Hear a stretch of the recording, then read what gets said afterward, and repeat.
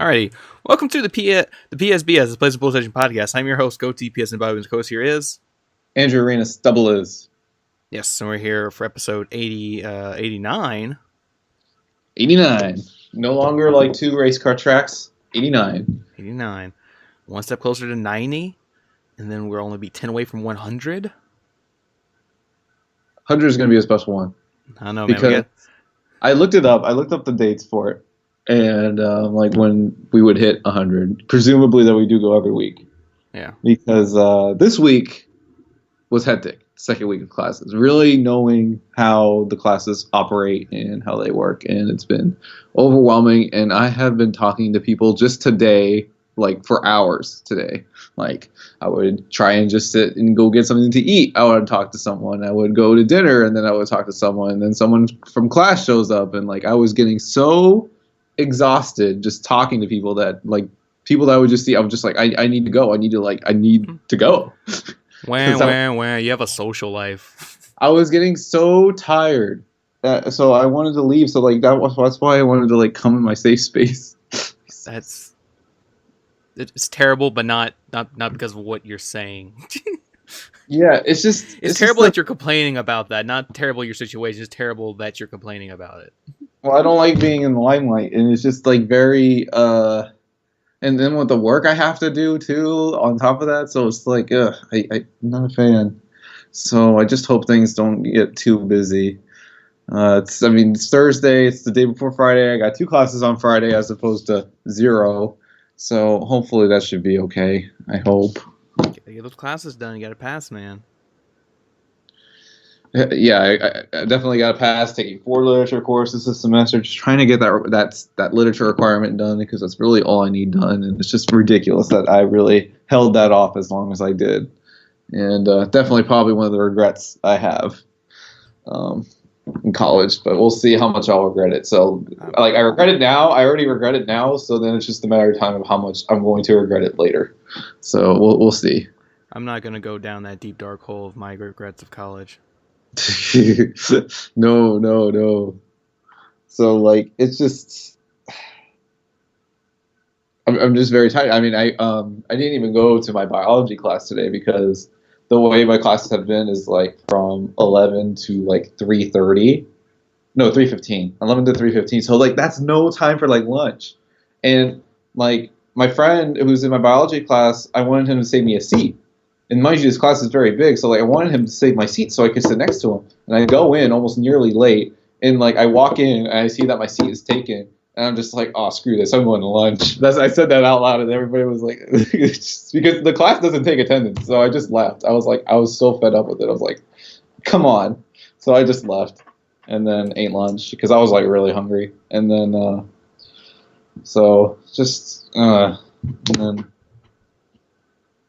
and then just talking afterwards, and then just getting really tired trying to find a place to even sit to do this. So luckily I did find a space, so I was very happy about that, because like if I didn't find a space, I would have been very angry. Mm-hmm. Because I want to do the show. So let's get it rolling. Well, this week we got some news and stuff, and we got a lot of release dates this week. Oh, what we got? Well, maybe not a lot. We got like 2, but still something. Still something, more than one. It was announced this week that Tekken 7 is releasing on June 2nd for PS4, Xbox One, and PC. What was Injustice's release date again? Injustice is May 16th. Okay, so there's about a bit of space there for about a month. Yeah, about a month. Mm-hmm. Yeah, by pre-ordering Tekken 7, you'll receive Elza, who made her debut in Tekken Revolution. Let's see, Tekken 7, there'll be digital deluxe edition, no price yet, but there'll be other bundles that come with Season Pass. There'll be a $150 collector's edition. Oh, yeah, $150. $150, man. Collector's edition for PS4, Xbox One. It comes with a game, soundtrack, steelbook, and a 12-inch by 18-inch statue. Like, did you see the statue for this? This thing's ridiculous.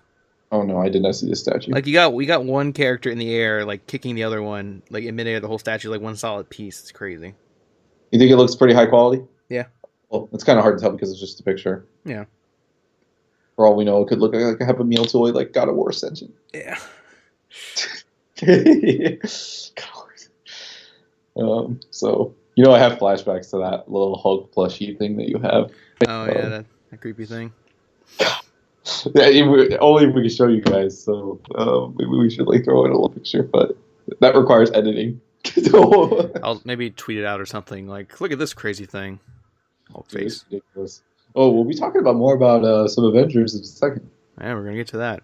But but yeah, and they said PS4 edition will have some exclusive costumes, including legacy costumes from Tekken 4 and Tekken 2. Ooh, throw it back. Yeah, throwback. And they got jukebox mode. You can listen to music from the original Tekken games and create your own playlists. If you pre-order on Xbox One, you get a free copy of Tekken 6 to play in your Xbox One. Sounds good to me. Oh, backwards compatible. Backwards compatible, yeah, through backwards compatibility. Fighting games on PlayStation Now or the delay? Yeah, there would be too much lag to put fighting games. They're really playing on PlayStation Now. Already fighting games on PlayStation Now? I think so. Isn't like King of Fighters or something on PlayStation Now? Yeah, that must be like a disaster. No matter what connection you have. Yeah, it's just like ugh.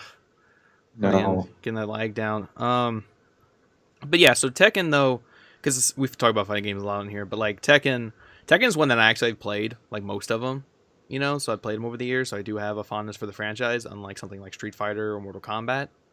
But again, it falls in the same thing with, you know, Injustice 2. It's just one of those things where like I don't know if I want to buy this day one because, you know, already they're talking season pass, so you know there's gonna be more characters later on, you know.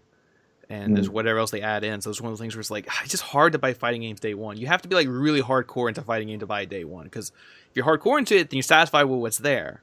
But if you're not hardcore into it, you might get bored kind of soon, you know? Yeah, just like so many fighting games are kind of, well, Street Fighter V was the notable one for releasing so bare bones at release. Mm-hmm. And then having to buy the season pass for everything else and waiting for the updates to have the campaigns and everything else. So that's what drew a lot of backlash for Street Fighter V, and that's what ended up not performing all that well. Yeah. But Tekken, this one has been long coming. Long coming. They did not talk more about the VR support, because remember, Tekken 7 is supposed to have a VR mode. Oh yeah, I kind of forgot about that. There is no mention of it here in this announcement. So it's probably just one of those things we're going to see as we get closer to the release date. Yeah. I'm really interested to see just kind of what it is, you know? Finally see what it is. What it is, man. Even though it's probably going to be... I mean, it'd be great if it was some full feature, but it might be just... I'm setting my expectations low. You know, it's going to be some like tack on kind of VR mode type thing, you know? Oh, yeah, you always got to do these things. Yeah. Because, I mean, I just don't know what I want. Like, I don't know what I want from it. I mean, I don't know if I want to be in first person punching people, you know? Mm-hmm. But I don't know. But we'll see. That's why we need updates on what this VR mode is. What does this VR mode contain? Will it be free? Will it be in the game? It should be. You can live with that. We shall see. But it's a good release date for it. A good summer game. Good summer game. Yeah, because like you said, we got that. We got Injustice 2 coming out on May 16th. And we have another summer game. Another game got a summer release date. Oh. It was announced this week that Prey is coming May 5th. Oh, another game release. Prey. Okay, I did not think this. Prey is coming May. Yeah, Bethesda announced that Prey will be available May 5th for PS4, Xbox One, PC. They did a new gameplay trailer. And anyone who pre-orders Prey will receive exclusive Cosmonaut Shotgun Pack. So, the pack also includes 3 Neuro mods you can spend to acquire new abilities, 2 medkits, a fabrication plan to create a shotgun and ammo, a starter kit for building tools and weapons, and a unique upgrade to help you preserve your limited resources. Well, it's a handful. Yeah, so you get like a little starter kit, basically, for pre-ordering. This is coming May 5th. Yeah, the game looks cool, and sadly, because of Bethesda's thing, we won't get reviews day one. No, we. So we're gonna wait, and those reviewers are gonna have to blaze through the game. Yeah, which we kind of talked about this already, but is it going to kind of suck? Because it's something where you're always a little hesitant with something that's like a new IP, which I know technically, it is and it isn't a new IP. This Prey game. Yeah, I mean, well, it's a reimagining of a core idea from the old Prey game, but it's still essentially a new IP, and it's always kind of, well, you always kind of have your hesitations with new IP if you want to like invest and get it day one. You want to kind of have some idea of the quality. Right. So we're gonna have to wait and see on that. But the game looks interesting. The starter pack, kind of weird. I don't know. I always find it weird when there's like starter packs as pre-order bonuses because like, I mean, you technically don't have to redeem them, but once you do, they're like automatically like put in your game. So you're just like, oh, I got all this stuff, that maybe I didn't want right away. Mm-hmm. It was kind of like what happened with Dead Space 1. I remember when Dead Space 1 came out, they had that free PlayStation DLC armor. Oh, really? That was like black and blue because it was like black and it would like light up like the PlayStation 3. And like it was like a free DLC you can download before the game. Right, it was like 2 days before the game came out. It was already in the store, so I downloaded. I was like, all right. So right when I started Dead Space, I go up to the little vending machine, like, oh, you already have a free armor. I was like, all right, click, and I like equipped it. And now I already have this like beefed up armor right when I start. So it did kind of take away a little bit, having the beefed up armor right from the start. Having that beefed up armor. I mean, it's not maxed out. It's not like max stats or anything, but it's definitely more than what you would start off with, I mean, you just don't like that head start that it would give you? Yeah, I mean, you're basically downloading just a little thing to give you a head start, and it's like, well, maybe some people don't want a head start. They want to kind of start from scratch and kind of go, Hmm. I mean, that is a good point. That's kind of what this is doing here. It's giving you weapon schematics and shotgun and ammo and all that stuff. It's giving you a head start right there. Same thing with another game this week. Resident Evil 7 did the same thing. If you pre-ordered, you got a little health pack thing that gave you like extra items in your inventory when you start. Oh, wow. So it's like a health pack, some herbs and stuff like that. So it's like, well, there you go. They're already giving you stuff, Well, I mean, that's good at least. Something. We'll talk more about Resident Evil 7 in a little bit. Ooh, because you got the game. I got the game. So I'm going to talk about more of that in a bit because it's going to be going into detail over that. Kind of go over some more little news. We'll build up to that. What else we got on the news front? They put out because you know what's coming next month. What is coming next month? Horizon Zero Dawn is coming out in a month. Month from today. Yep. No news of it gold? Nope, it's not gold just yet. They said they're almost there. They said they're almost to gold. They are almost there. Okay, you're scaring me a little bit here. They said mean, that's fine, but I mean, Uncharted 4 was kind of I mean, this is the last Sony exclusive, but yeah, but that was a different. That was a different situation. It was supposed to come up I know. Yeah. But it's almost gold. But they did release a new gameplay video this week, and they talked about how game director was talking about how there is no microtransactions in Zero Dawn. Okay. I mean, there's microtransactions in Uncharted 4. Yeah, that's good. I mean, for a primarily single-player game like this, I mean, there could be add-on content, add-on expansions, skins, even. Yeah, because that's something two people were asking. But like, we don't need microtransactions. No microtransactions, like buying resources, stuff like that. Just buy. Yeah. Like Battlefield. I don't know. But and then some people were asking too, like, is there going to be like a season pass for Horizon? And they said we're not talking about that yet. We don't know because they're not sure. They're not committing to any idea of there being DLC yet. Yeah, I do wonder about that. I don't know. This game has been a long time coming, and I wonder if they'll even commit to even doing an expansion for a game like this. I mean, it's something Sony might be doing more like single player expansions. Like we're seeing that with Uncharted. It's getting its whole like separate kind of expansion single player. Infamous Second Son got its own single player expansion thing, and then so maybe we'll see some of Horizon just later on. After months after release. Yeah, that would be good. Good. Also in Horizon, they said that Horizon will be getting a 1 terabyte PS4 bundle in Europe, at least. No mention if there's a US release for it. Here's the thing too. It's a slim PS4. It's not even a PS4 Pro. Oh, really? You get a 1 terabyte slim PS4 with your Horizon. I'm like, why? Why do they refuse to bundle games with the Pro? That's just, I think, it's the cost of it, I guess. I mean, I've already Like, seen. I guess bite the cost of the game on that particular system and put it with a Pro that's supposed to be the more expensive one. Yeah, I mean, I've already seen like retailer bundles where like if you buy a Pro, you get like 2 free games, but like nothing official, like an official Pro bundle. You know? It reminds me of something super silly that doesn't even relate to this, but like buying like a MacBook and it doesn't even come with earphones. Instead, when you buy a phone, you get earphones, but with computers, you don't get earphones. This is the case here.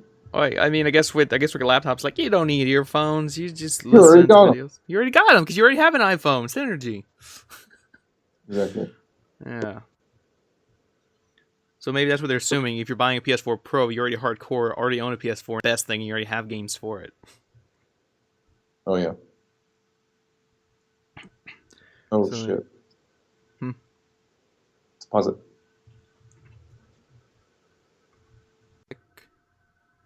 All right. Yeah, and then with Horizon, they were talking about how like the game. They said the target for the game is 1080p 30 frames per second. This is they'll share, and then it says here they will share further details on PS4 support later. So I mean, obviously the game has PS4 Pro No. support, but they're not bundling with a PS4 Pro, and we're going to find out more kind of what the Pro support adds. Mm-hmm. So Hopefully we get to see that soon. I mean, we only got a demonstration of that during that event. yeah, So, yeah. I mean, it wasn't really showing much. So hopefully, well, I mean, it's hard to show it because you have to basically have a 4K display to kind of see it. You know, when you're watching like it online or something, you're not getting that. that is very true. So, and then I was reading a thing. They had a little analyze thing when they're like analyzing Pro support games. Only like 10 to 15 actually support like true full 4K on PS4 Yeah, at the Pro. And like I've only played one of them on that list. Titanfall 2? Titanfall 2 does not actually run. It wasn't on the list. Native 4K support. Right. No, Last of Us Remastered says has native 4K support, and that was the only one I played. That was on that list. Oh, really? I don't have the list. I don't have the list in my notes. I should have put that in there. But yeah, like Last of Us Remastered runs in native 4K. Like Hustle Kings, NBA. I forget what else. Tomb Raider doesn't even run at 4K, which is weird. Like it. I mean, obviously, like it outputs at 4K, but it's not like true 4K. You know, like resolution. Mm-hmm. That's what most of these games do. Like the games we play or I've played already on Pro is that they like match the 4K signal, but they're not actually like a true, or like native 4K signal. You know. It's kind of just upscale things. Yeah, it's upscaling basically to match that 4K. So it is weird to see that not too many of them actually do fully support it. And the only one I saw on the list was that I played was Last of Us, and it's a PS3 game. So you already, it's like yeah, it's looking crisp, but it's already a PS3 game, so it's like That weird zone. Yeah, it's that weird zone. So it's hard to kind of really see it Mm-hmm. because like Last of Us is still a good looking game, but like it's already kind of aged, at least compared to something like Uncharted 4. You know. Yeah, and Last of Us 2. And Last of Us 2, what we seen? That was just a trailer, but yeah, it was running. Yeah. Real time. Yeah. As they always like to state. Same with like Death Stranding. Death Stranding. Now running on that precious engine. That Zero Dawn that has. So you get that 4K support stuff. We all know the story with the key. They gave it to him. The key man. Royalty. Oh yeah. We actually got a little update on Death Stranding this week. We did. As we always do. Kojima-san, what do you got for us? Well, it wasn't him. Oh, what?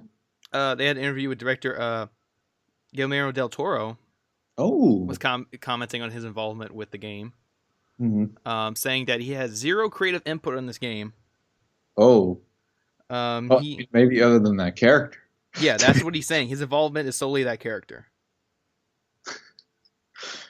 I mean, he's already as busy as it is, and I just don't think he would have time to even do this game. Doesn't surprise me too much, really. Yeah, I mean, how much would you expect him to be a part of it creatively? Like, he maybe write some of it or something? I don't know. That's a very good question. Because he said in the interview, he talked with Kojima on the phone, and Kojima said, "I want you to be a character in the game," and then Del Toro responded gladly, and they discussed ideas. Um, so yeah, but then he talks about how like his ideas of being scanned for long hours at a time. Cause that's something we already kind of talked about, whether his character is like a real character in the game or just something we see in the teaser. Just in like a trailer. Yeah, like in the trailer, but like is he in the game? And then like this interview kind of hints that he might actually be a character in the game, rather than just what we see in the teaser. Well, I mean, if he said zero creative input, I mean, no one have to lend his voice and then talking, presumably. Yeah, but that's not creative, as in like, crafting the story himself. He's just acting out in it. It's still creative.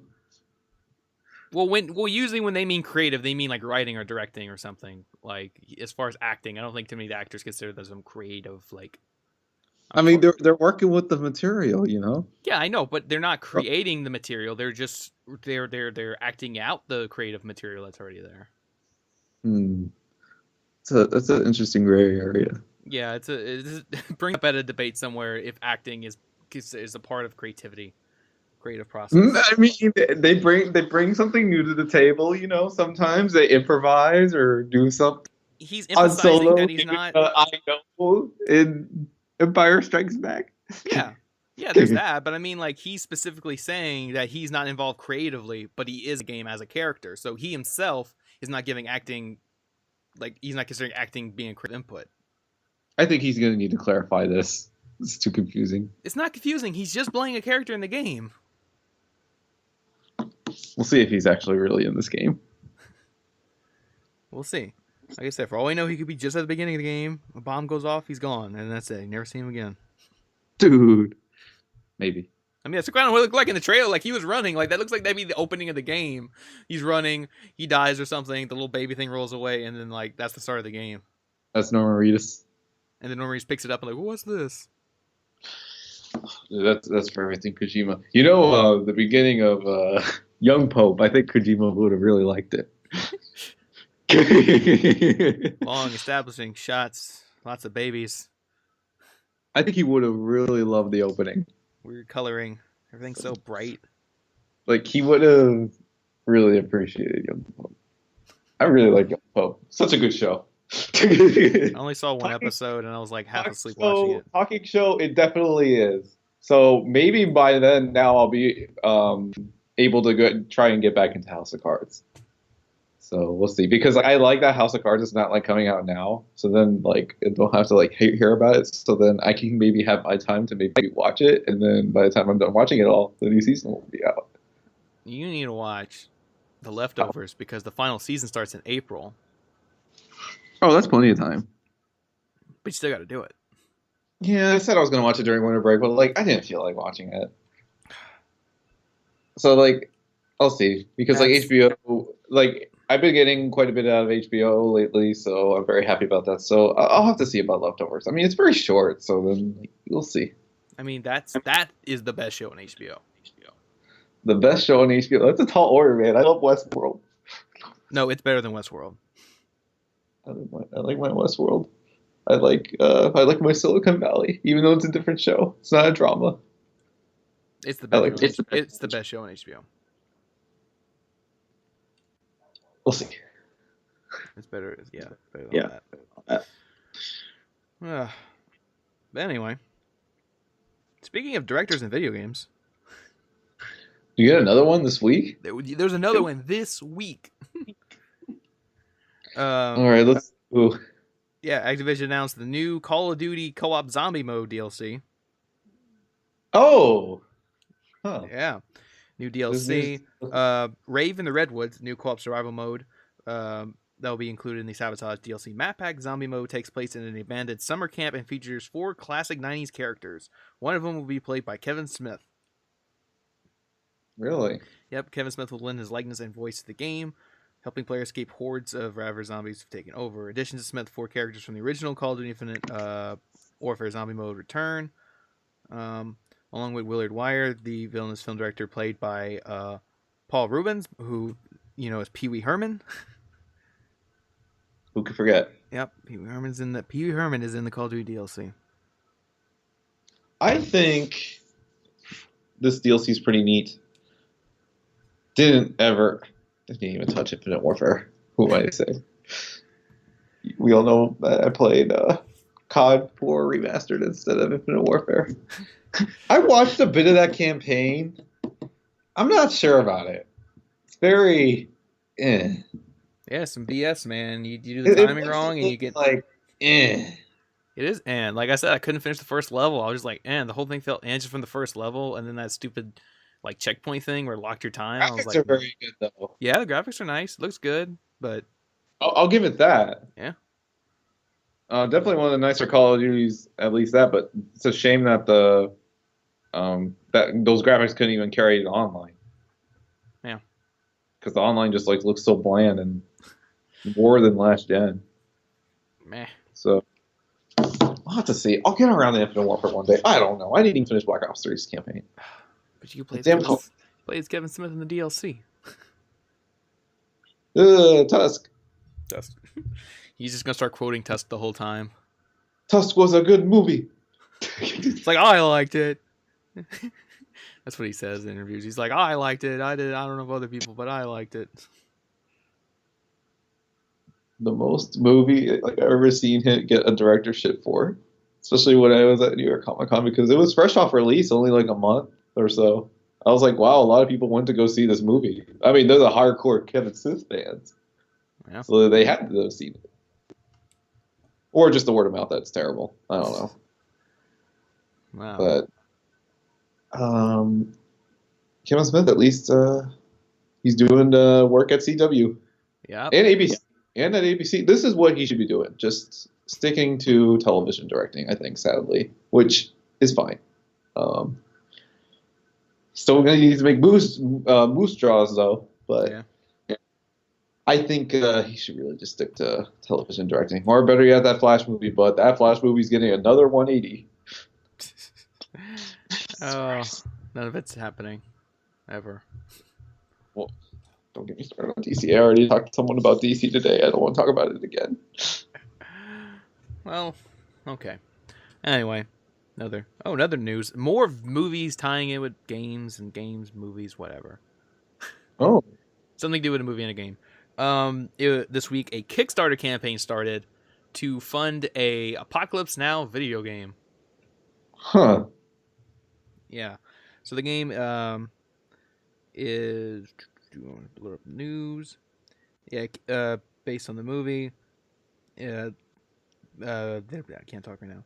Directed by Francis Ford Coppola, and Coppola is actually endorsing the game. Okay.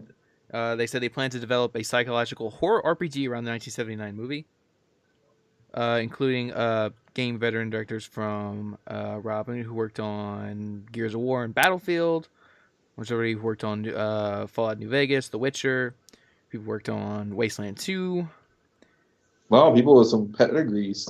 Yeah, people really working on this. And then, like, the director, Francis Ford Coppola, did a whole like little letter saying how 40 years he's looked at art and now motion pictures at art. Now he wants to kind of move on, try to redo it as a video game for new generation, explore platforms. It's being developed with a planned 2020 release launch window. Woohoo! 2020! 2020, man. PS5! PS5 launch title, Apocalypse Now. Apocalypse. That's really interesting. Apocalypse Now, one of the great movies. I don't know what to make of this. This is quite interesting. Yeah. It's like, this is a movie I had to watch so many times for school. Oh, yeah. Like it's like kind of like for so many things. Yeah, like in film class, I probably had to watch it like 3 times just through all my film classes and stuff. And yeah, I mean, it sounds neat. An RPG set Vietnam, but didn't they already do one? Wasn't like System Shock an RPG set in the Vietnam War or something? I mean, System Shock? Yeah, System Shock. Not System Shock. I forget what the game's called. Shell Shock? I remember the game's box cover was a guy wearing a helmet and he's like screaming. And it was like something like that. Not System Shock. Yeah, you're right. System Shock is the precursor to BioShock with space and all that. I think it was Shell Shock or something like that. I forget what it was called. Not Ninja Turtles game. Not the Ninja Turtle game. I don't know what it is. So yeah. So it's interesting to see kind of what this is going to be. Like I said, long release. We'll see in 2020. If this gets funded, should get funded. I don't see why this project would fall through. Sure, there'll be a lot of interest in it. Yeah, a lot of interest in it, just to kind of see. But yeah, 2020. Yeah, we definitely be probably having new systems coming out by then. So with the pre-production of this game, they should aim for a PS5 Scorpio release. Working on new technologies. I also know who likes working with that. Oh, yeah. A new technology. I'm sure he's gonna love that Scorpio. Oh wait, but he's with Sony. Oh. Yeah. But yeah, people in the comments are already pointing out how like so many games and stuff are already inspired by Apocalypse now. That's gonna be kind of hard for this to kind of become a game of its own. You know. It could, I think, still. Because like I said, there was this. I know there was some type of RPG game. I can't remember what it's called. They already did that. A lot of people pointing out how Spec Ops: The Line was heavily inspired by Apocalypse Now. Oh yeah, it's written all over it. Story-wise, yeah. Story-wise, you know. So I mean, it's such an influential movie that's gonna be kind of hard to become its own thing and be like, you know, like look, this was the movie that started this kind of like story trend or idea. Now it's kind of doing its own thing as its own game and story. So let's see what happens there. But gosh, I really love Spec Ops: The Line. It's such a shame that Jaeger hasn't really even gotten a chance to like do anything this gen. Yeah, they had that false start with Dead Island and then all that. And hopefully, we still haven't got an update on that. Oh yeah, what the hell's going on with Dead Island 2? I mean, Sumo Digital's working on it, so. And they had Little Big Planet 3 broken at release, so that's great. So I don't know. We're gonna have to see how they'll work on that. And then with the fact that Dying Light was out and kind of set that standard, you know, for these kind of zombie games. So at least first-person action zombie games. But we have Resident Evil though. That we do. A big one. There we do. Yeah. So we'll see. Like I said, it's just this game sounds interesting to kind of see what it's going to be. But like I said, 2020 it's just when you hear 2020, it just sounds so far away when you hear that. Well, I mean, yeah, it's only 3 years away, but like just to hear something have a 2020 release date. No, man, we got to talk about the 2020s soon. I mean, it's approaching.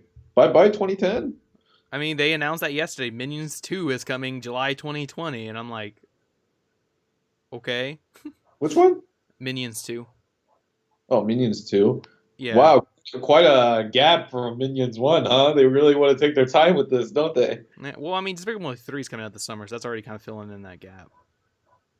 You know? But, yeah, no, Illumination announced... like such a straight-to-DVD movie, I can't believe it takes them that long. Yeah, well, I mean, they announced, Minions 2 is coming, like, July 2020, and, like, Sing 2 is coming Christmas 2020. So it's like so weird to hear these like 2020 release dates. It's like, what's with this gap here? Are they really like trying to like prove something here? They really, I guess, they're trying not to oversaturate and like have one out every year. Well, I mean, it takes time to make these animated movies. It takes about 5 years. But there's so many gaps in these animated movie sequels because they just take a while to make. Yeah, and Illumination is a small studio in comparison to. I guess I kind of compare them to, well, not even movies wise, a Pixar because you know they have different teams. Mm-hmm. Yeah, I kind of forgot about that. They're split into different teams. Mm-hmm. Like what Pixar's kind of split up into like what 3 teams at the moment. It's like I forget that Pixar is actually putting out 2 movies again next year. They are, yes. You mean this year? Well, yeah, that's what I mean this year, 2017. Yeah. Yeah, with Cars 3 and then Coco in October. Yeah. Didn't work out so well for them last time, but that movie had its problems even before that. It had its problems, and then word of mouth probably wasn't the greatest for it. So development troubles. It has development troubles, and then probably word of mouth probably wasn't the greatest for it. And Cars 3 has potential that we've seen, and Coco something original. Yeah. So I'm excited for that because we haven't gotten that since Inside Out in 2015. So, and as much as I liked Finding Dory, just didn't prove to be all that memorable at all. So ironic. Not so memorable at all that even the Academy didn't even recognize it. So, and I wouldn't blame them because odds are probably those other nominees were probably more memorable. But so, I don't know. Oh. Anyways, yeah. Speaking of Cars 3, no, we were talking a game. about. Can we get like the Cars game that we did on PS2? Yeah, we're getting Cars 3 the game. Oh, we're getting Cars 3 the game. Holy shit! Yeah, we talked about this like last week. If there's going to be a game, and there is. It was announced who's that developing this game. Then we have no Disney Interactive. Who's making it? Avalanche Software, the guys. Avalanche Software. Okay. The guys who developed Disney Infinity, are developing a Cars 3 video game with Warner Brothers Interactive Entertainment. Wow, quite a cross right there, huh? I mean, they already did with like their Lego Marvel games and everything else. Yep. Never got like Lego Disney games. Yeah, Lego Pirates of the Caribbean. Yeah, Lego Pirates. I'm talking like just like a crossover or everything, but that's freaking like Lego Kingdom Hearts at this point. Yeah. So I mean, we kind of talked about this, but yeah, Cars 3 video game is in development, and it's gonna be through Warner Brothers Interactive, developed by Avalanche Software, the guys who did Disney Infinity. And this is neat because I mean it's just a movie game. It's not so much that we're excited for the game itself. We're just excited that Disney is so open, reaching out to developers to make their games. They are. Since they kind of shut down their Disney Interactive division, and then so they acquired the Marvel license, they didn't give it to one publisher, because like for the longest time Activision was the sole publisher of Marvel games, right. And then after that Sega developed some of the movie games, and it was kind of like whatever. So to see Disney give it to who they feel is the best, because I mean we're seeing they're like really spreading around, because Insomniac and Sony are doing the Spider-Man game. Warner Brothers did Lego Avengers, but of course that's just Lego. They have to do it because they own that. But Warner Brothers doing the Cars 3 game, and it was announced, what was it, yesterday? Yesterday that Square Enix is going to be publishing some Avenger games. Oh, no, not yesterday. It was this morning. Or this morning. Because they teased like an announcement of something with Marvel related that was going to happen, but it was so broad. It's like, what's it going to be like? Just what's it going to be? But then this morning, Square Enix dropped the big news with more things on their plate. I mean, for goodness sakes, they can't even get certain games out. So expect this game maybe in 2020. No, they said this game is coming like 2018. I don't believe it. But dude, it's not developed by Square Enix. It's developed by Crystal Dynamics. Yeah, it's just.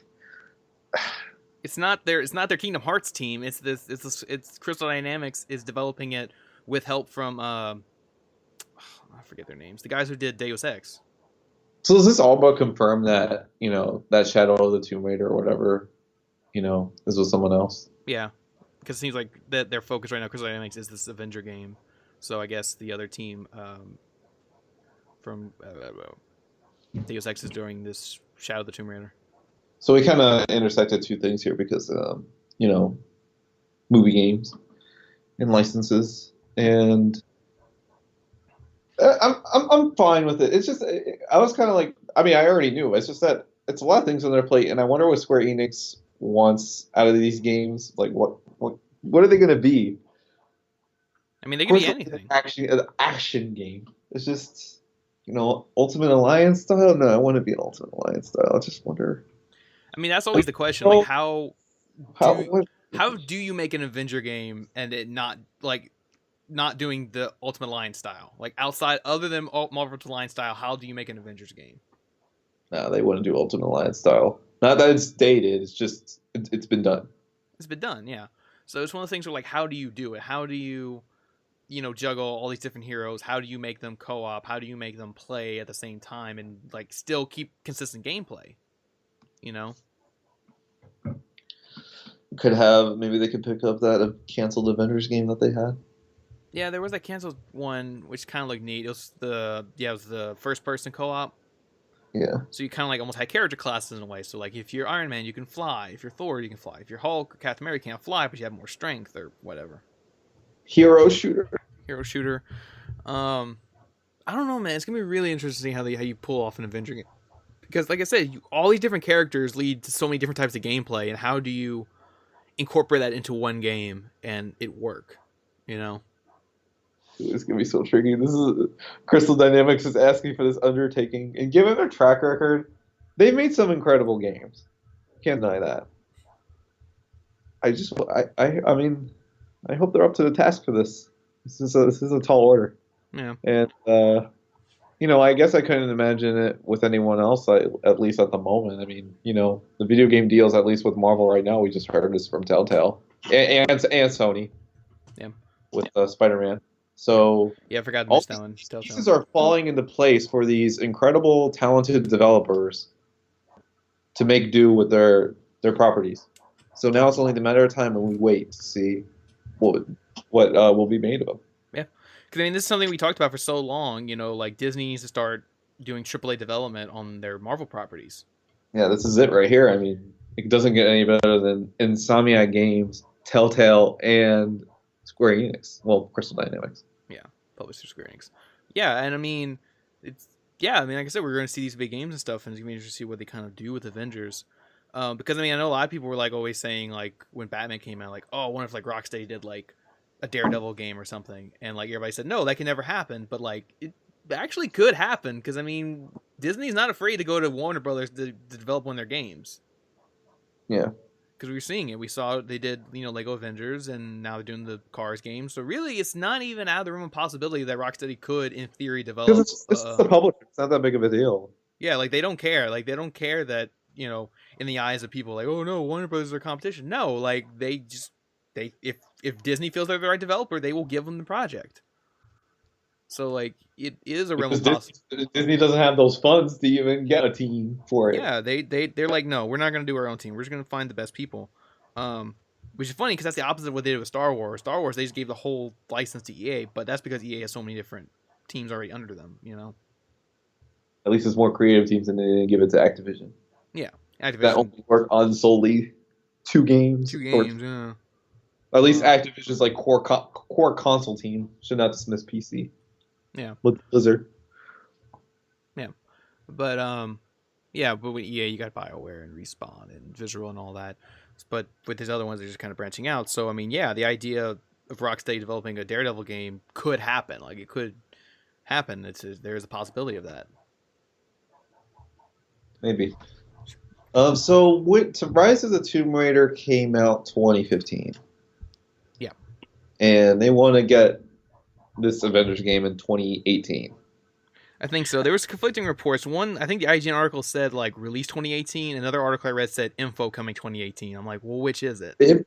Info coming out 2018. That doesn't make any sense. Info coming. Get some info, maybe just at E3, some concept art at least or something. Yeah, I think that wasn't worded right. That second one I read, where it said info coming 2018. No. You can't announce something like this in 2017 and then wait a whole year to even announce anything else. And I am kind of happy that this is hopefully multi-platform. Like for Spider-Man, okay, it's fine for it to be PlayStation exclusive. It's nice that this isn't like a console exclusive game, I think, because I think Avengers is like kind of the bigger property. And well, it was Square and Crystal Dynamics that put the grand idea of putting Rise of the Tomb Raider as the Xbox exclusive. Well, that was some bullcrap. But yeah, so we'll see what becomes of this. Dude, it can be like anything.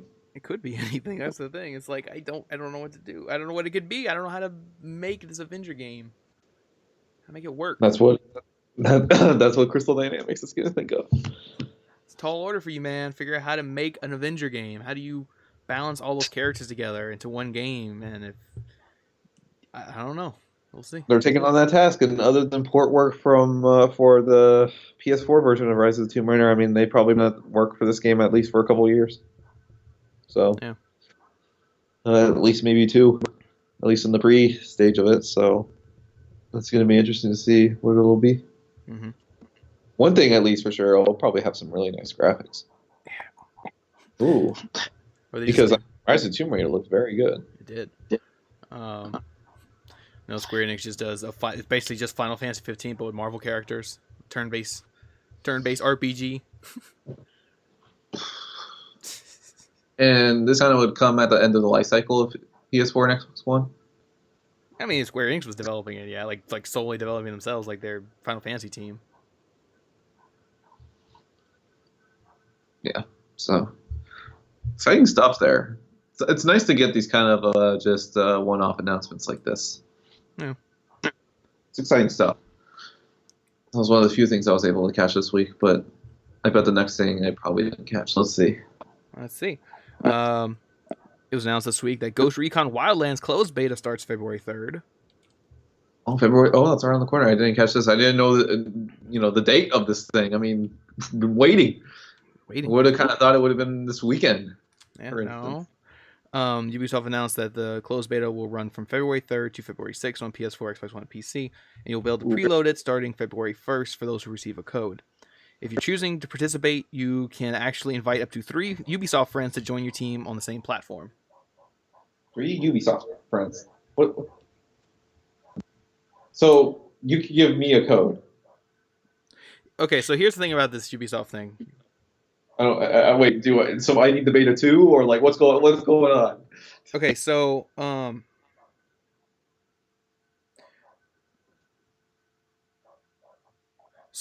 yeah. So here's the thing. So my friend got into the For Honor beta that's going on this weekend. And they did the same thing. It's Ubisoft, and you can invite your Ubisoft friends. So he sent me the invite, but I never got an email saying that he invited me. Mm-hmm. And we were trying to figure out, how do I get my code? He invited me, and then he checked his thing, and it turns out the invite didn't go to me because I apparently already signed up for it, and I already got access to it, but they didn't email me that I had access to it. So the only way I was able to get my code was going to the Ubisoft website and logging in, and then checking my status. Like, status, you're in a beta, here's your beta code. And there was no notification whatsoever that I had it. Mm-hmm. You know? It was just, I had to dig for it. Oh, some digging. Yeah, so it was really weird that I had to dig for it. And then if you do get the beta code, you have to invite your friends through your Ubisoft account. You have to go on your Ubisoft account, find your friends, make sure they have a Ubisoft account, and then invite them through that. Yeah. So it's going to be clunky to get to share your beta code for Ghost Recon. That's a bummer. But yeah, they couldn't do the beta this weekend because they're doing the For Honor beta, which I got to play a little bit of today. Ooh, how'd it go? It's a really interesting game. For Honor. So I played it today, and I don't know if it's the beta or if it's Sony's PSN, because PSN was kind of buggy this morning. Oh, geez. Yeah, the network was down this morning, so it was kind of buggy. That's why I think didn't even finish downloading. When I turned on the thing, it had to finish downloading. But as I was playing the For Honor beta, I could not finish a match. It would kick me out every time. Ooh. The first 2 or 3 I tried to get into, I would get kicked out halfway through. And it wasn't just me, it would be everyone, the whole match was shut down. No. And then I did finish one whole game though, a while ago. I did finish a whole game, so. And like I said, I don't know if it's the game server or if it's the PSN being buggy, because like I said, they had the thing this morning where it was down. Mm-hmm. So I'm not sure. I can't really fault that. But the game itself though is really interesting because a lot of people kind of are unsure what it is. So when you play it, it's neat because you pick what you want to be, a samurai, a Viking, or a knight, and then you kind of go into battle these online battles. And a lot of people are comparing it initially when they're watching the videos to Dynasty Warriors, and that's actually a lot what it kind of feels like. Oh. Well, not necessarily in a bad way. It's just you do play as this overpowered character, and there's these little AI enemies that come in waves, they're all bunched up, and you can kill them in one hit. Yeah. So you're running into it, killing him all in one hit, trying to keep him off your capture point. And when you keep him off the capture point, then you capture and you start getting points and stuff. And basically, each team has 4 player-controlled characters that are overpowered. So it's kind of so it's like playing Dynasty Warriors, and the bosses are other players. You know. Yep. Killing the little enemies when you get to a big enemy, and it's the boss oh, that's a player, and you have to fight. And the combat's really neat too. The way you kind of block and attack to where it's tricky. It's actually really tricky, and you have to learn it. And it's kind of more reflective of actual sword fighting, where you have to learn, when to hit and when to stop blocking, and you have to do the timing actually right if you want to like win. Yeah, you gotta learn the way. So there is like an actual learning curve to the combat, so it's really neat. And the game looks really good too, especially for online. I mean, there is a single player component, but like for the beta, you're just playing the online component, and it looks really good graphically too. When you're that's playing good. online, especially you have all those AI characters on screen. And then there's a lot of like customization too, which I found was nice. Mm-hmm. You customize your character, different armor pieces. You can do different weapon pieces, and as you level up, you get new parts and stuff, so you can upgrade your gun. Not your guns. You don't have guns in the game. Upgrade your swords and shields and stuff. So yeah, there's a really good progression system there. Like unlocking all that stuff, unlocking different characters. It kind of reminds me of Ubisoft's other game, Rainbow Six Siege. Rainbow Six Siege, which people love. People love Rainbow Six Siege now. Highly acclaimed game. Yeah, it found its footing. That's a game that found its footing after launch. People just love that game now. Yeah, initially, it had its trouble, and then later on, oh my goodness, what a one! Yeah, it clicked. Because it reminds me of that, because in Rainbow Six Siege, there's all these different character classes, and you pick one, and there's this character, and then as you keep going, you can, if you keep sticking to that character class, you can unlock new characters in that branch or whatever, and then get new upgrades for them. That's kind of how For Honor is. If you pick the samurai, you keep playing, you can unlock the next samurai and then upgrade that one, and you can upgrade the third samurai and then get all the parts for that one, and then go back to the knight and start doing the knight one. So like it is kind of like that, where you pick your character class and then focus on that and upgrading those things. So it's really neat. Now the only problem is this thing is wide open for microtransactions. Oh, because when you buy as you level up and kill enemies, you earn coins, and the coins can be used to buy weapon parts and armor pieces, and like those random pack things where you get like random armor when you open it. Yeah. And there is a tab for store. You can't buy nothing in the beta, but there is a tab there for the store. So. Oh no. Yeah, so you haven't had that news story yet, though, about For Honor and microtransactions yet. It's gonna happen. Gonna pop up an idea tomorrow. Yeah, it's gonna happen. I mean, it's right there. The store tab's there. You can see how everything's bought with coins, so it's like you can see how there's potential for microtransactions. Which, of course, you don't have to buy. It's just it always puts a negative stigma on a game when there is microtransactions. Well, here's the thing: it's just. It can't go the Evolve route or anything like that. It's gotta be justified, and it just not obnoxious.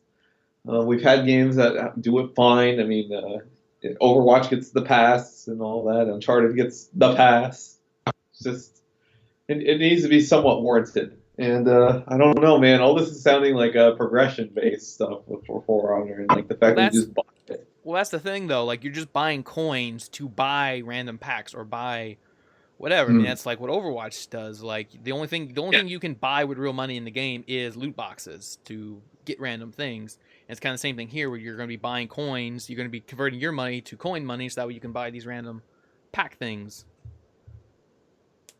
Converting that For Honor money. Yeah. Now, I don't know if there's going to be like random character skins you can buy, but I mean, there's plenty enough character skins and colors and stuff you can get in the game. Yeah. So,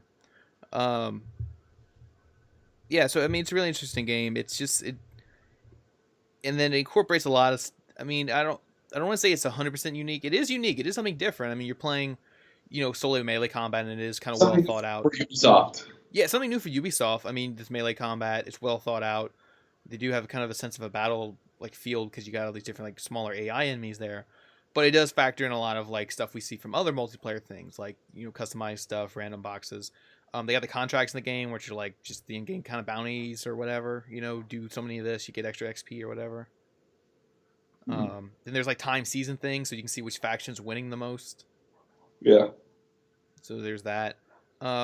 So yeah, it's really interesting. I'm kind of curious to see how people are going to react to it when it comes out, and see if it's going to have that kind of like strong multiplayer thing that it's like really striving for.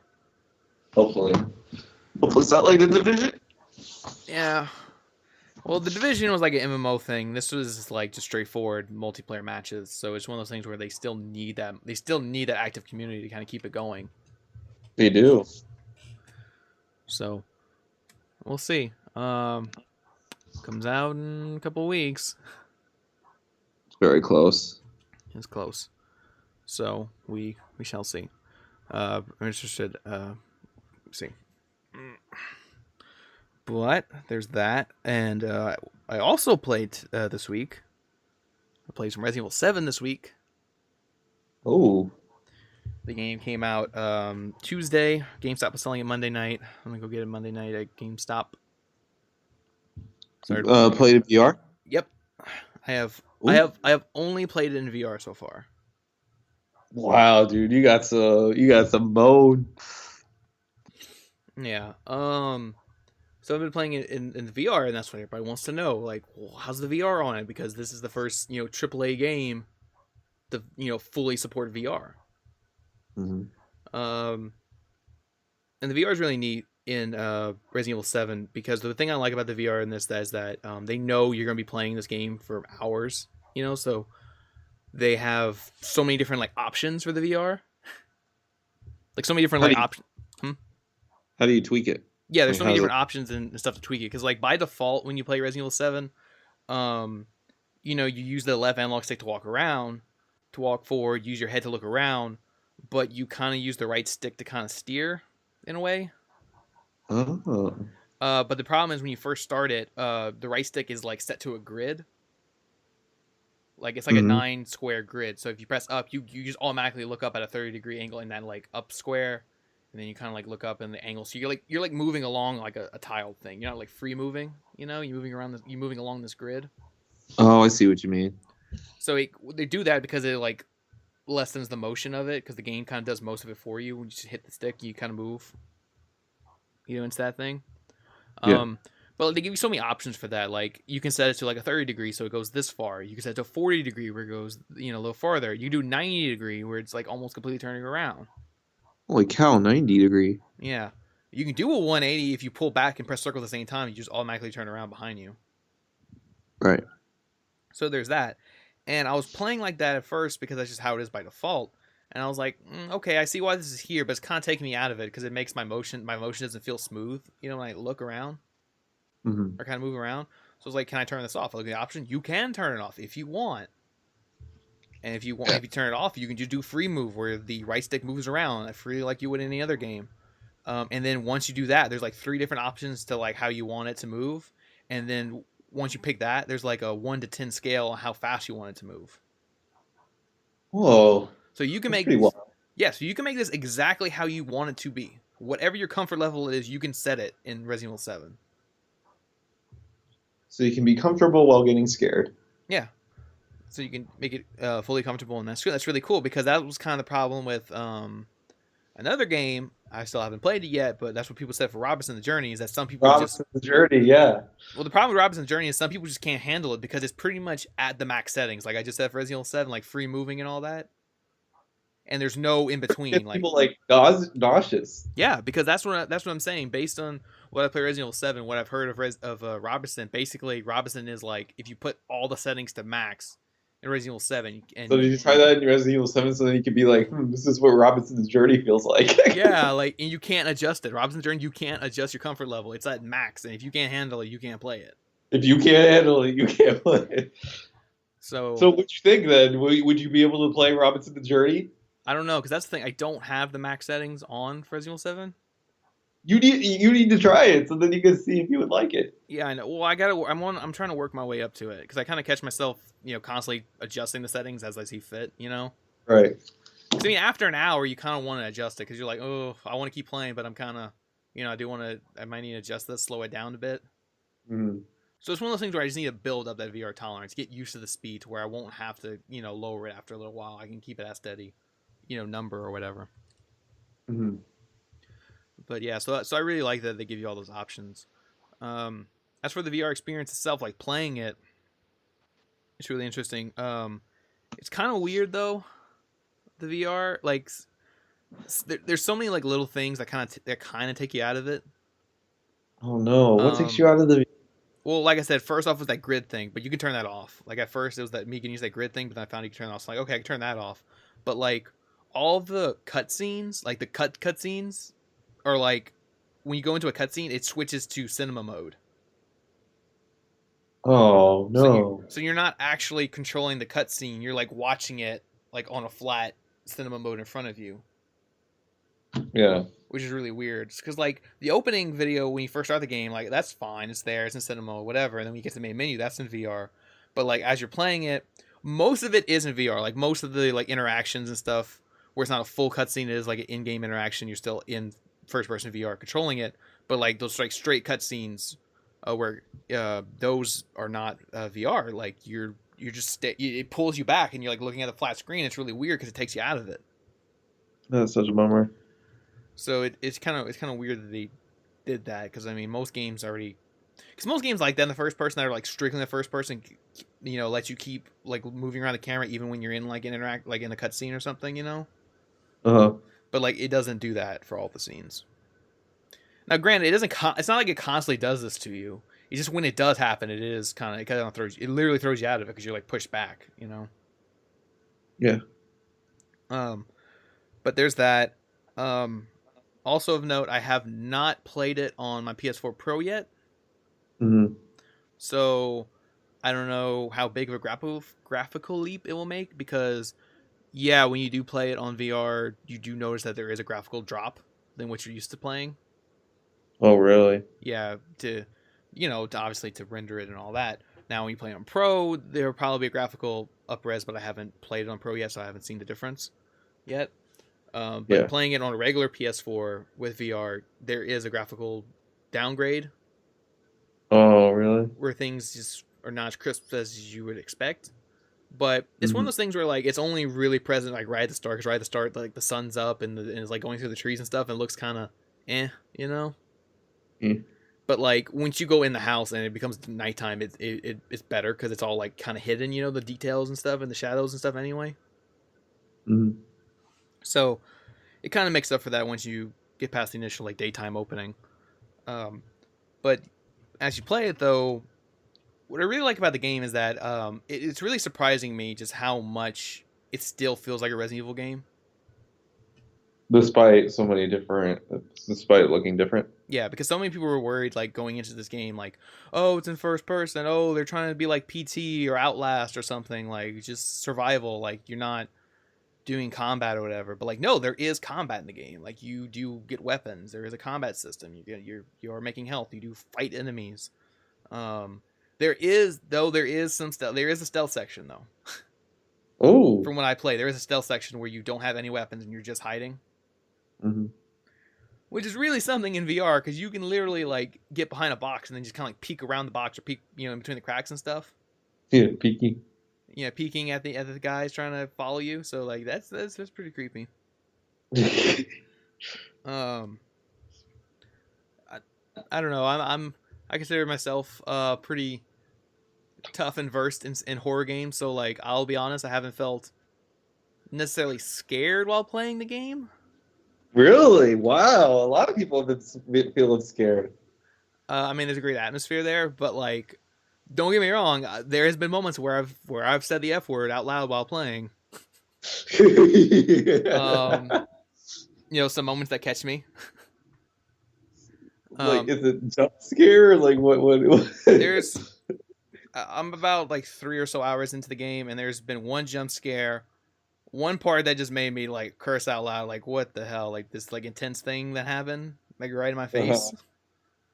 And there's some other parts, like there's so many like intense stuff they're like throwing right in your face because they're trying to like, look, it's VR, you know.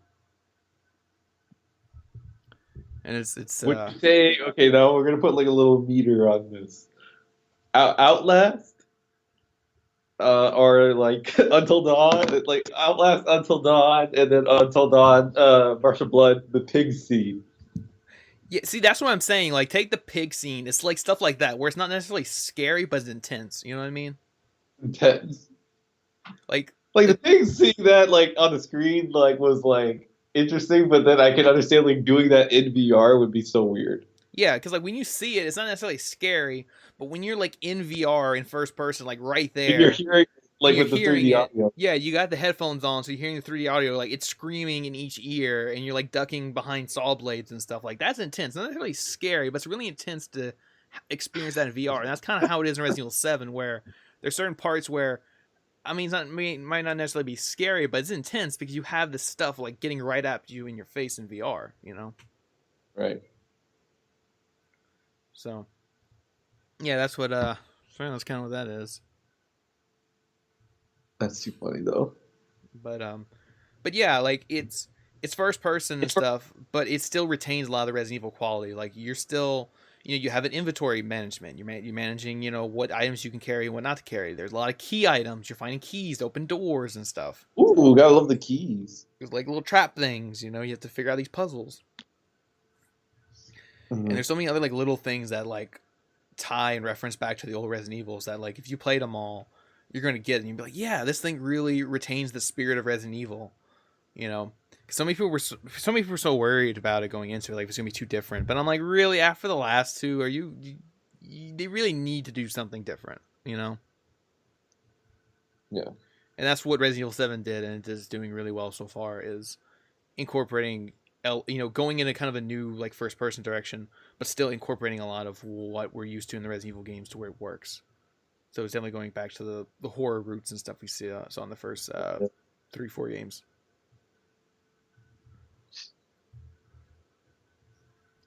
It's a nice direction that I'm definitely hearing from the vibes that people are getting from this game, which is very good. Mm-hmm. And I wonder how long it is. Like I said, I'm about 3 hours in, and most reviews I've read said it took them around 10 hours to finish the game. Huh. Which 10 hours is pretty good. A pretty good length, especially something that you can play for 10 hours in VR, 10-hour VR experience. And plus, I know you didn't want it to be Alien Isolation length. Yeah, Alien Isolation, they said was like too long. Too long. Too long.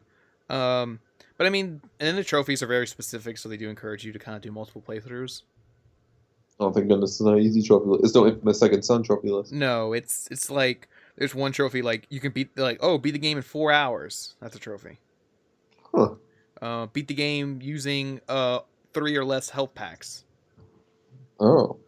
Beat the game, never opening the item crate more than 3 times. Find all the coins or whatever in one playthrough. This is insane. Beat the game on master difficulty, which is locked when you first start it, by the way. Ooh, so you gotta probably beat the game first? You can't go straight to the highest difficulty. When you start, it just says easy or normal. And then master difficulty was locked, so I'm like, you know how I feel about that. Going back to Uncharted. I know. Well, I mean, that was Uncharted 2. Yeah, Uncharted 2 did that. Yeah, Uncharted 2 did that. The only reason I don't have the Uncharted 2 Platinum. You could do it in Uncharted collection. But I have to do everything again, though, to get the Platinum Uncharted 2 collection. Got the Uncharted 2 Platinum. Got it twice. You got all of them twice. Well, except for... Got all of them twice. I did. I did 100% though. This is a little insane, 100%. Yeah. We still got that Platinum, man. Yeah. But yeah, so I'm really liking Resident Evil so far. I think it was the right call to kind of go in this new kind of direction, also retaining elements of the original games. Which is good. Which is good because this is why I look forward to God of War, because I know so many people are complaining about God of War, like it looks too different. But I'm like, no, God of War, that new God of War is exactly what the franchise needed. Just like Resident Evil 7, this is exactly what this franchise needed. A facelift. Exactly. And that's the thing for God of War. You had 6 God of War games that followed the same format all the way through. I mean, there was refinements along the way, but it was still the same format. So we're finally getting a new one that's completely different. Not completely different, but it's different. And still retaining elements of the old games. Same thing with Resident Evil 7. It went a new direction. It's first person, but it still retains a lot of elements of the original games to where it still works for people, Yeah.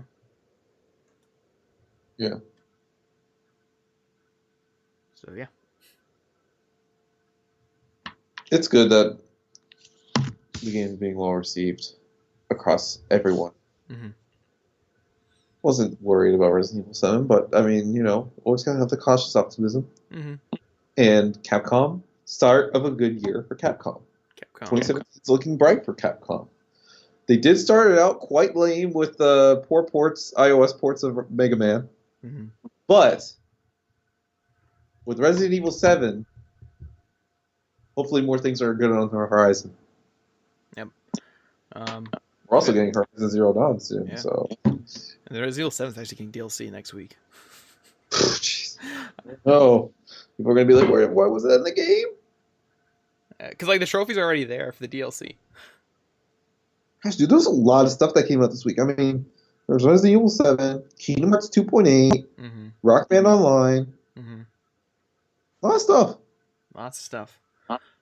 Makes me want to go back home and play some of this. Play some of the stuff. But speaking of Rock Band Online, Oh, go check out Dayspace. They did a whole with Living Room Clutter. They did a whole episode kind of talking about Rock Band, talking about the new online play in Rock Band, how they like it, what they like, what they don't like about it. Go check that out.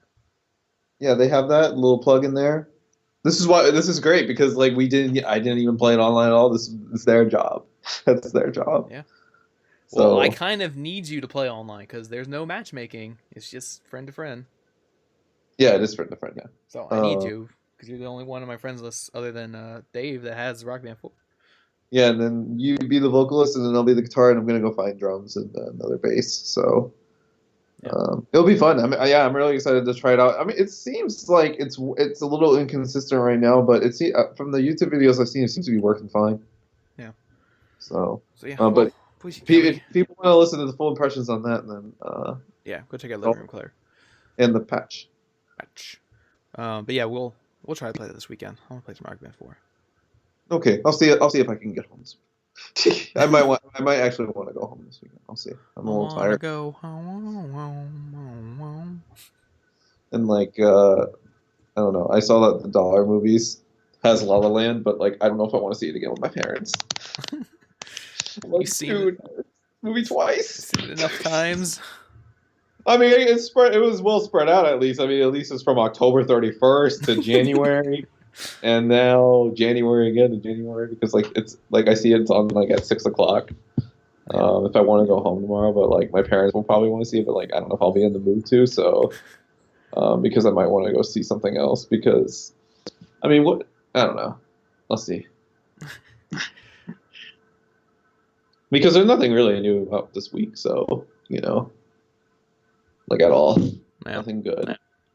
So slow. But yeah, that's how the week's looking, and then we'll see if we can play some games this weekend. Mm-hmm. And yeah, hopefully next week isn't too busy. I hope. Fingers crossed. Hopefully, we'll have some news. We'll be on episode 90, our next episode. Yeah, 90. What do we have anything else that's small? Hopefully, nothing we overlooked. Not really. I mean, that was it. I just want to get through those news, and then I wanted to do my kind of impressions on For Honor and Resident Evil 7. Both very good. Yep. But of course, I'm going to be playing more Resident Evil 7, and I'm going to try some more of the For Honor beta this weekend too. So if you have any questions about For Honor or Resident Evil 7, you can send it to us. All the different ways, because I haven't done this in a while. But you can send us questions many different ways. You can comment on the YouTube video itself. You can message us on the YouTube channel. We have a Facebook fan page. This is probably why we need to, so then people can actually send in questions because we've been in a drought of questions. Yeah. But yeah, we got the YouTube and all that. We got a Facebook fan page. Search it up, PlayStation Bull Session Podcast. Search it up. You can like it, comment there, send us questions there. We have the Twitter you can go on to at PlayStation BS. You go search that up. You can send us questions on there. You can send us messages on PSN for me at Bayou Boys or at Double Is. Mm-hmm. So questions there. So about anything really, anything gaming, PlayStation related. It doesn't necessarily have to be about Resident Evil 7 or For Honor. Just those are something you could think about making questions for. Yeah, something like questions for. And it won't be for next episode, but the episode after that, we might be playing the Ghost Recon beta. Ooh. We might be getting into that, so we might be able to play that and get some impressions on that. Because I think I signed up for it. So I know you signed up for it. Yes. Well, I'm praying. So, yeah. So if you get through, at least if one of us gets through, then we'll both be getting. So we'll try to figure out how to share those codes. Sweet. So, so yeah. Yes. I guess with that, this has been the PSBS Plays Edition podcast, episode 89. I'm your host, Cody PSN Bioban's host here is Andrew Arena Stumble is. Everyone have a fantastic weekend. And play those games. Play the Kingdom Hearts. Play Resident Evil 7. Play For Honor or Ghost Recon. Play Rock Band Online. I'll maybe play what you want. You don't have to do what I tell you. And just go have fun. You could do that. Go have fun. Yep. And thanks for listening, and hopefully we'll see you guys next week. And